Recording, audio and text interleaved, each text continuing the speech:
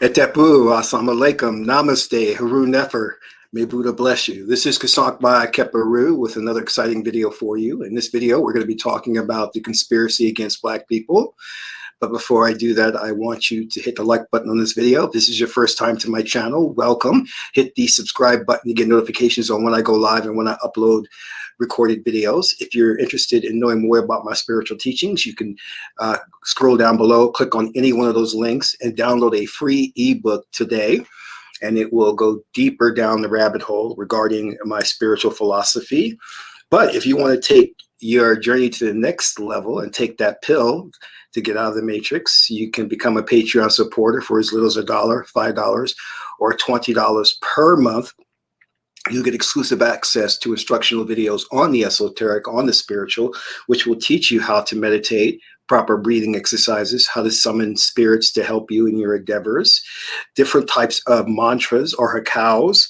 You'll learn also self-hypnosis and divination, how to work with the oracles. So become a Patreon supporter today. Again, you can cancel at any time. Last but not least, share this video with family and friends so we can get this revolution started. Haru Nefer, how are all of you? You know, sometimes I get a loss for words and just really don't understand some things. And what I mean by that is I don't understand the thinking of the ruling elite, how just sinister, and I hate to put a label and definition around things, but how evil they can be.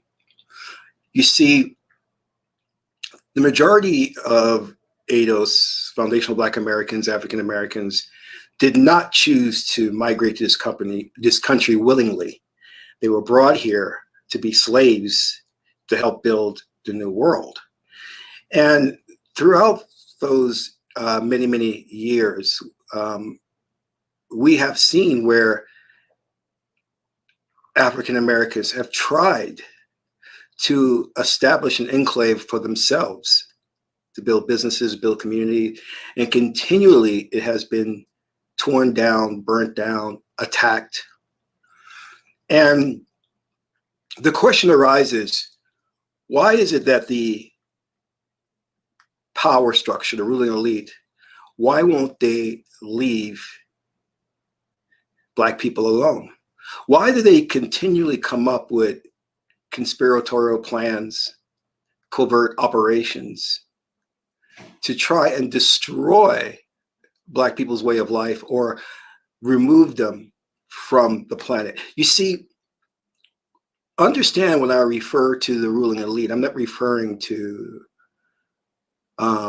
common white people on the street trying to make a living, not working 9 to 5. I'm talking about the elite 1% that are in power. You see, the joke is on those who are in the conspiracy theory arena, the New Age arena. The joke is on them. You see, this is a examination of the microcosm of the macrocosm.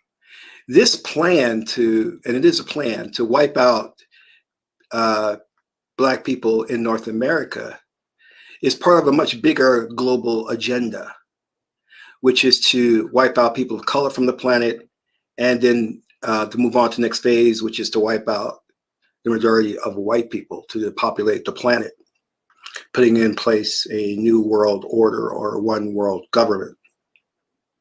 But I go back to the question of what is so psychologically damaged or wrong with these people that they continually have to attack Black people, that they continually have to come up with conspiracies and plans to thwart their progress.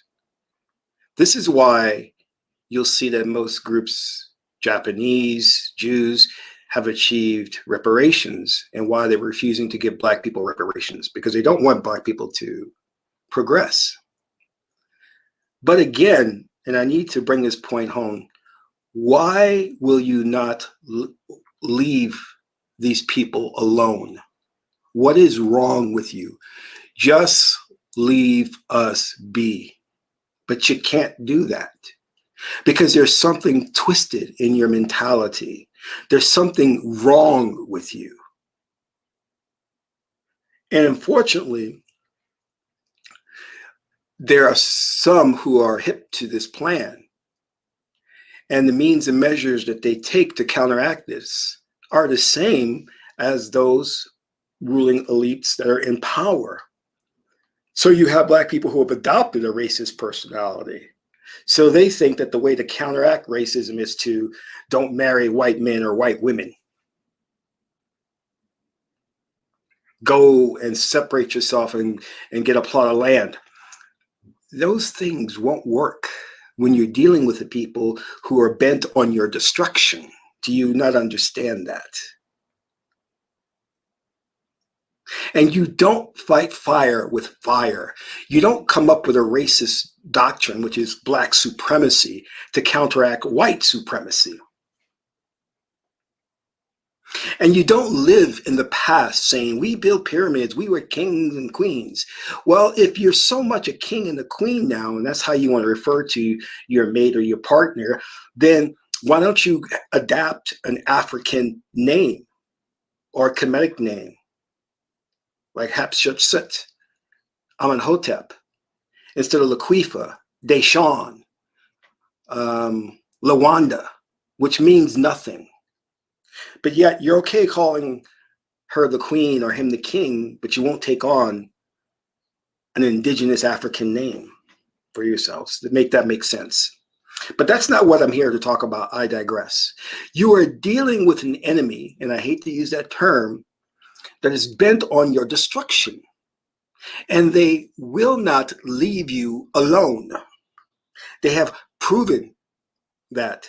You see, they have their think tank institutions like the Rockefeller Foundation, the Council on Foreign Relations, Tavistock, and many, many more, which their job is to come up and understand the direction of culture, fabricate culture, and disseminate that to the population. So this culture that we think we've adapted is not organic.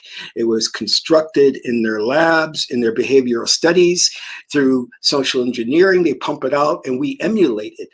You see, they knew what would happen with the welfare system. They knew when Black women would kick Black men out of the household, that would destroy the Black family. They knew that all along. They knew what the injection of feminism would do to Black women, which was pit them against Black men.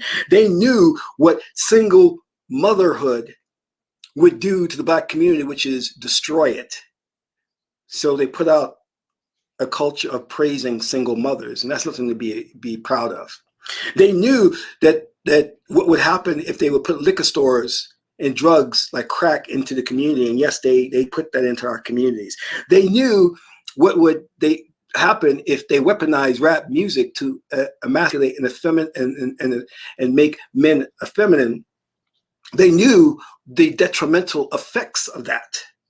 All of this came out of their behavioral studies in their think tank institutions and now has come to us, and we willingly emulate it. You understand? Without question. We have rap musicians or rap artists on Saturday Night Live putting on dresses. We have rappers who are doing all kinds of lewd behavior with the devil in videos. We have Black women in videos of WAP and then celebrating that as female empowerment. They have twisted this because they know the destructiveness of this and what it will do to the Black population. They know. They know that the Liberal Party is not for us, that the Liberal Party is pushing an agenda, an LGBTQ agenda in the Black community, which they know reduces the population of people of color. You see, while Black people are going about their business trying to do better for themselves, you have the ruling elite continually conspiring to come up with these plans to thwart our progress. Time and time again, they will not leave us alone. It's like the bully in the schoolyard, and you continually giving in to the bully instead of standing up to the bully. And that's eventually what we're going to have to do. We're going to have to band together and expose, first and foremost, is what the I Ching says. The first thing you have to do is expose the bully, expose those who are doing wrong and evil. And then you're going to have to battle them and deal with them. But like in the story of Asara said, we must first go to Tahuti, the oracles, before we know the proper way to deal with them, because they are confirmed wrongdoers. They're not going to give up. They're not going to change. See, you're dealing with what George Lucas called the hidden hand, the phantom menace. They're hiding and they don't want to be seen, but they're in the background, financing movements like Black Lives Matter, financing movements to infiltrate the Black community like feminism, weaponizing rap music, putting our brothers and sisters in the LGBTQ community against us, calling the straight male Black man the enemy, using the divide and conquer tactics of empowering Black women, giving them money, giving them social status, and putting them against Black men as though Black men are the problem.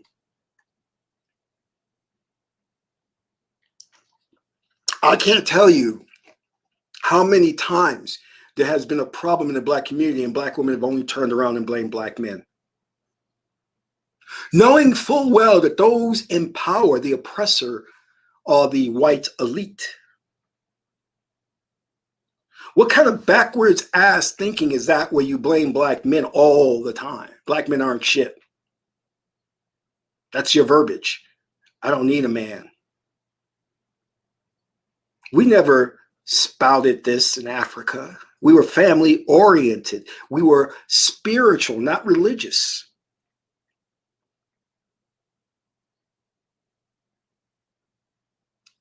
We have not taken the appropriate measures to counteract what is going on. And I want to point to something that I'm so glad that I was inspired to put this program together called a 6-Figure PM. Because what I talked about was for us to gain leverage, we have to gain economic power. We have to get into an industry, dominate it, and lock it off. And we have failed to do that. The only thing that comes close to it is the music industry, but we still don't control that. Many of the artists don't control their masters. You see, that's one thing that Prince was fighting for. We need to get into industries that can better our people, dominate it, control it, and use that income to build an infrastructure. I said a long time ago that we are not going to get out of this situation unless we can create massive jobs for our people, not just little bits here and there of entrepreneurship, because the average person, average African American, doesn't have enough capital to start legitimate businesses. So we're going to, if a captain of industry comes along who's Black, he or she needs to create something that can bring us lots of jobs.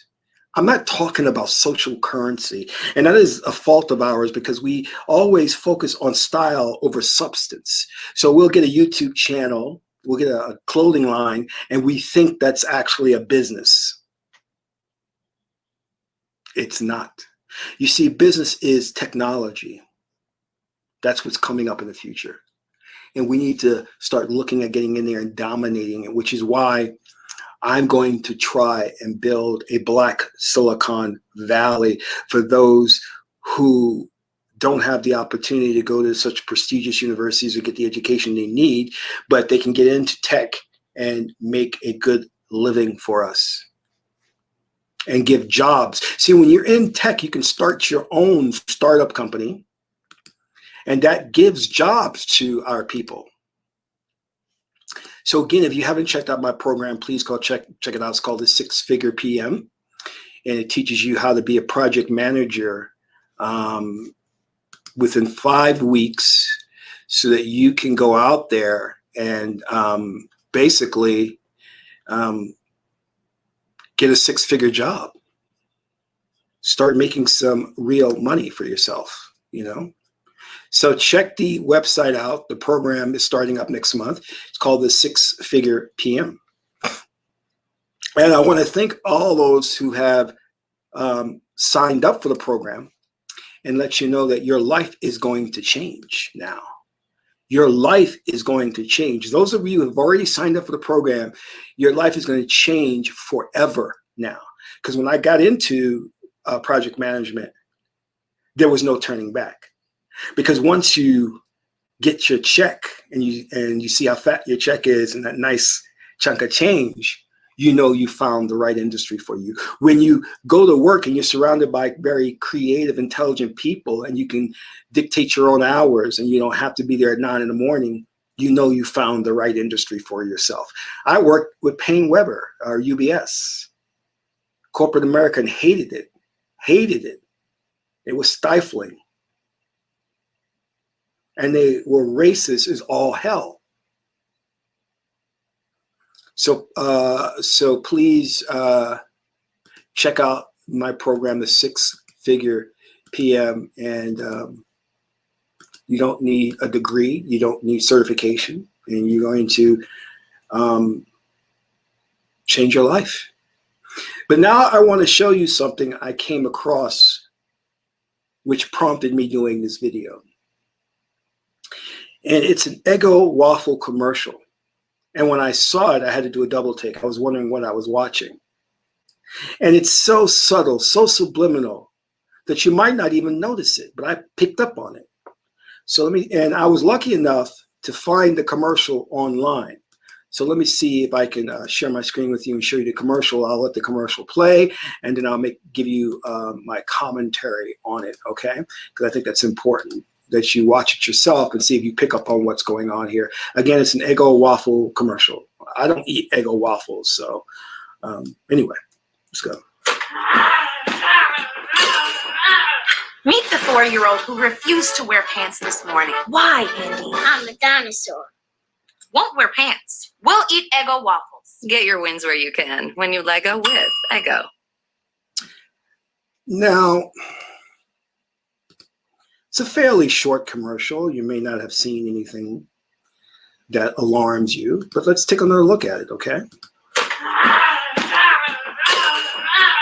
Meet the 4-year-old who refused to wear pants this morning. Why, Andy? I'm a dinosaur.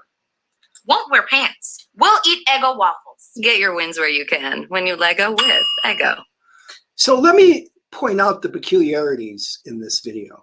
Number one, the girl is named Andy. I don't know, that's a funny name for a girl. There is a series called Star Trek Discovery where the black woman is named Michael Burnham. What are they trying to do there? You know, very interesting, I find that, but that's nothing. Let's look at another thing. She's refusing to wear pants. Okay, usually you want a little girl to wear a dress or whatever, but the mother's trying to make her wear pants. So I found that interesting. But here's the most interesting, peculiar part. Now let's set the stage here. The mother is getting up in the morning, ready to go to work. She has pants on. And she doesn't have like any corporate outfit or anything on, very casual clothing. But the very interesting thing is, again, this is very early in the morning and she's preparing to go to work. But look who's in the kitchen with her. Meet the 4 Now, do you see this? 4-year-old who refused to. I don't know about you, but usually when I wake up and getting ready for work, there's no white woman in there making coffee. So I'm trying to figure out who this woman is. Of course, the commercial never To wear pants. reveals that or explains who this strange white woman is in the kitchen making coffee. typically what you would do is you would have her husband, a black man, in there making coffee, which would make total sense. But instead you have this white woman in there making coffee. And you can't say that's a nanny or anything like that, because a nanny then would be trying to get the little girl to wear pants. So it's very, very odd. So let's watch this. Pants this morning. Why, Andy? I'm a dinosaur. Won't wear pants. We'll eat Eggo waffles. Get your wins where you can when you Lego with Eggo. So Andy, the girl with a boy's name, won't wear pants, probably because there's a strange white woman in her kitchen. You know what I mean? This is a consistent theme that we're seeing with these commercials. We're being bombarded by these commercials that are featuring interracial couples, primarily a black woman and a white man. And now they have moved on to the next phase, and they're showing, I guess, they're lesbian couples now, but it's not of a black woman with a black woman, but it's a black woman with a white woman, you know? I mean, it's absurd. It's just weird. You know what I mean? So I question the fact that, what is this commercial about? A young girl don't want to wear pants with a boy's name, strange woman in the kitchen as they're preparing breakfast and what have you. Gone are the days of when these companies, who used to pride themselves on being wholesome and family oriented, are now throwing in arbitrary characters that are not explained. Now, I want you to understand something. The marketing industry doesn't do anything arbitrarily. They make very, very specific decisions to appeal to specific demographics. So they understand the implications of putting that white woman there. And I surmise that it's done in a way to test the waters to see how people will react, because you don't want to, as David Icke says, the ruling elite is famous for doing the totalitarian tiptoe. That means when they want to change something in society, they don't do it in one sweep. They do it in incremental changes so you can digest it. If I'm drinking this water, and if the water is polluted, I may take a sip and it may not affect me that much. But if I try to gulp it down, I'll get nauseous and throw it up. So they're feeding to you a new ideology, a new culture through incremental steps, micro steps, so you can become accustomed and used to it. You see the strange white woman in the kitchen, you don't question it. So the next time you see another commercial, they'll be kissing. And it won't seem unusual to you because you've already been conditioned and programmed to accept it. Now, this is not to say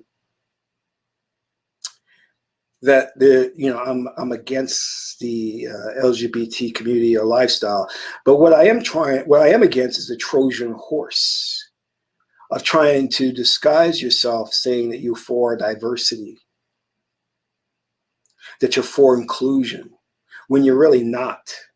When you have an agenda of destruction of a group of people. And make no mistake, their goal is a destruction of African Americans' way of life, culture, who they are. We've already proven this by what they have done to the Native Americans. We've already proven that this ruling elite, this power, this phantom menace, this hidden hand, cannot coexist with the rest of humanity because they seek to destroy people of color, destroy white people. They are not happy, and they are satanic in nature. And they will not be happy until they've eradicated humanity. And what I mean by humanity, I don't mean by individual people. I mean the ability to care and love for one another. That's what they're against. They will not be happy until they destroy that. which is why I said before the joke is on the New Age conspiracy theory, because they think that they are immune. They believe they're immune to this when they are the next step. You see, Black women think they're gaining advantages by these large-scale donations to Black women to start businesses, the celebration of Black girl magic. This is all the setup for the fall. This is all the pit you against Black men. Because when Black men fall, who do you think is next, Black woman? It's you. And when the Black woman falls, who do you think is next? It's the white man. And when the white man falls, who do you think is next? It's the white woman. This is their plan. This is what they want to do.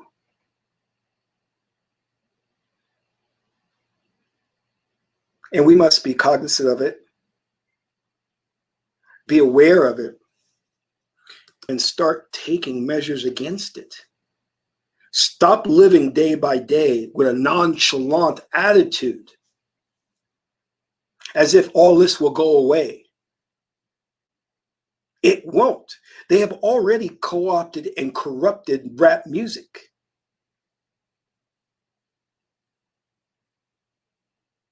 They have already co-opted and corrupted news media to vilify Black men and to celebrate Black women. They're very sneaky in what they're doing. Divide and conquer. It's the oldest strategy. And if we fall for it, we all will fall. You understand? I was on a forum talking about this, and somebody came out and said, well, what are you doing? What are you doing? I said, well, I've got my 6-figure PM program where I'm trying to educate and teach young brothers and sisters of all persuasions, white, Black, Asian, how to get into tech. I've already started a political organization. I've already started a religious organization. And I'm still thinking of other ways to counteract their agenda. But what are you doing is the question I'm asking, because you don't seem like you've done jack shit. So usually those people who ask you what are you doing haven't done anything themselves. You know what I mean? So think about that. Listen, I have a mindset, and I've worked with the mantra, specifically the Ra mantra, to where it doesn't matter what I'm getting involved in. I'm going to take it over and make it mine. That has got to be the agenda of everybody of color, to say that no matter what I get into, I'm going to take it over. This is war, my brothers and sisters. This is war. If you are a housemaid, get into that business and take it over.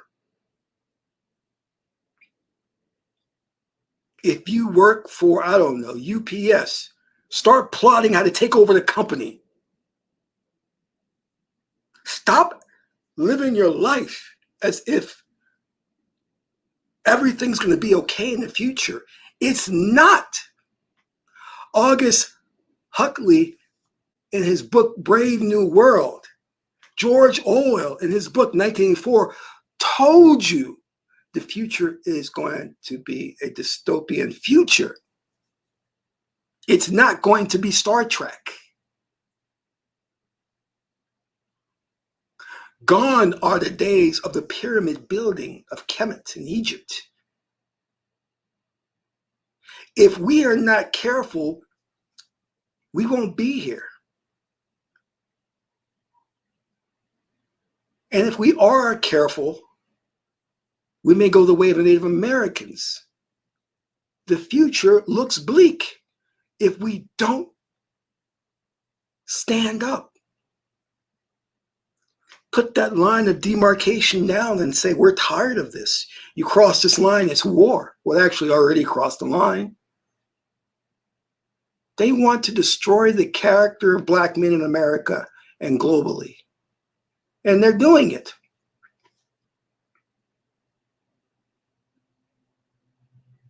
Do you understand? Black man, they want to destroy you. And they're using Black women to do it. The same thing they're doing with white men. They're using white women to destroy white men. Look at the plan. It's the same thing transposed over another group.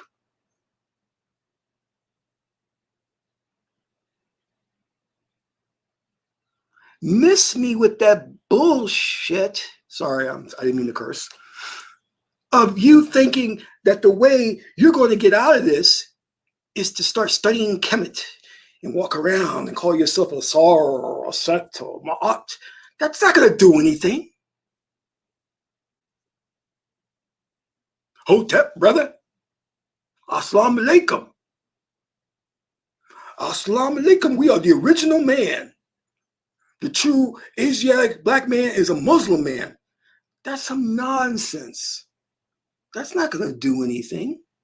You're fighting a global structure who doesn't give a darn what you call yourself.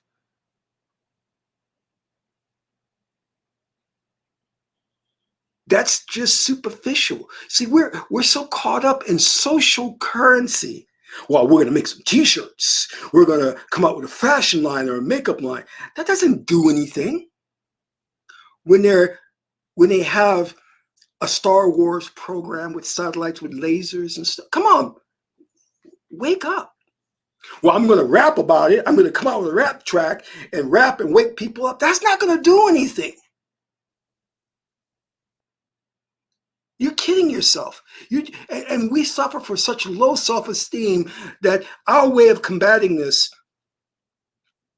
is to bring attention to ourselves via rap, via sports. Because we want to be in the limelight and recognize so much that we're too afraid to be in the background as a CEO, as a builder and liquidator of corporations.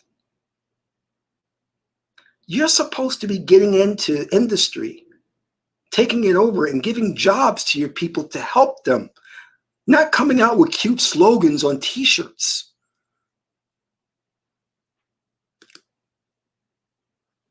Stop acting like a child.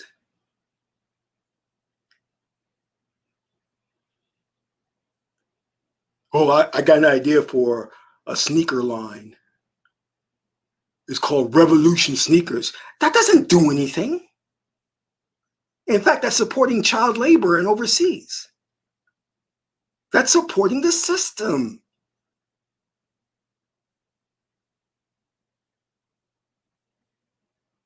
Well, I'm an educated Black woman. I got a PhD in social sciences or social services or psychology. That doesn't do anything.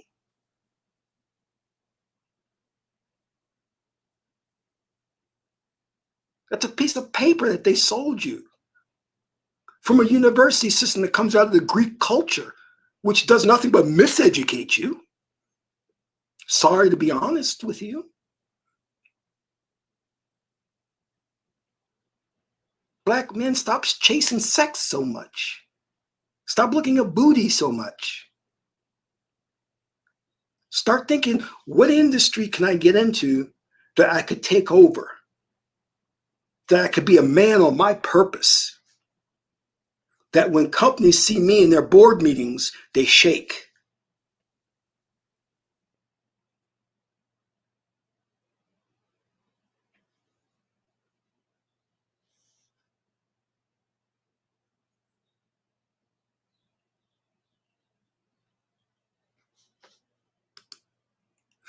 Haru, that's actually a good book. I've read that book 5 times.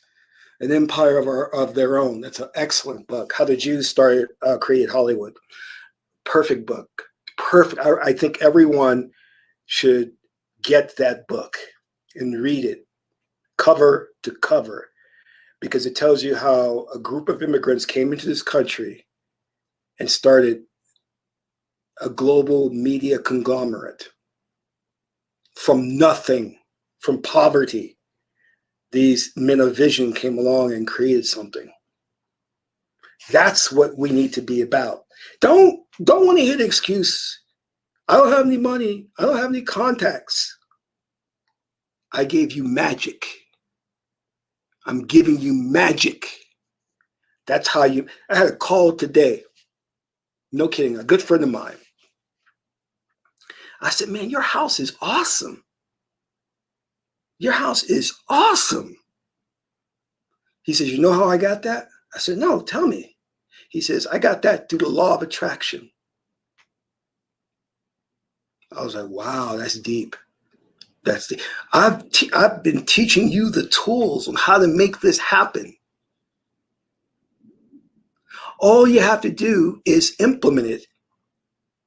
We are dying here. Black man, you are dying. White man, you are dying too. These people are not the people you see. They are not George Soros. They're not Elon Musk. They're not Jeff Bezos. The people that are pulling the strings are so filthy rich. They're trillionaires and they're hiding. You'll never see them. They're hiding. And they're pulling the strings, and their puppets are the George Soros, are the Elon Musk, are the Bill Gates. Those are their puppets. We're dealing with a deadly enemy.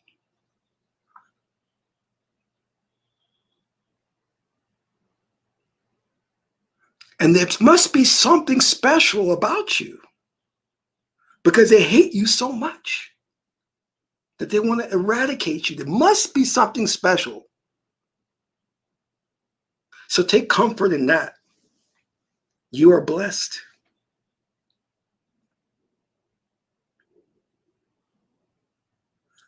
So get off your ass. Stop being complacent. It's time now to make moves.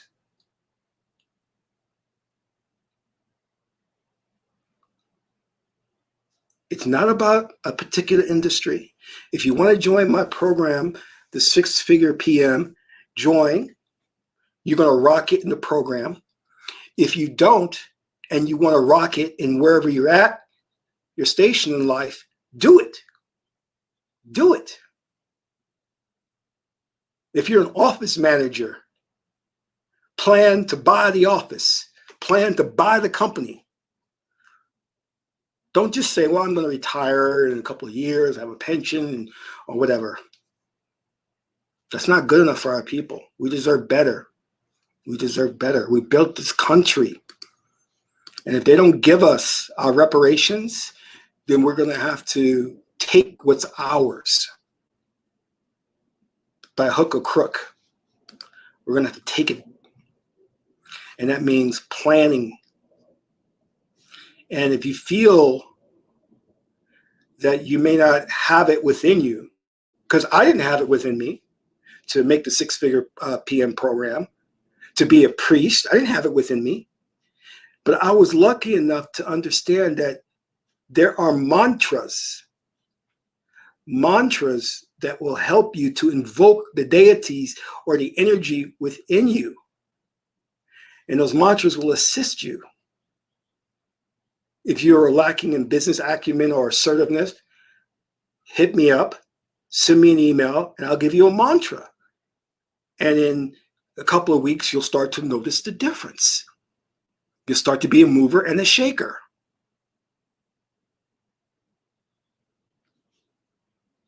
I'm here for you. Just reach out. Check out my 6-Figure PM program.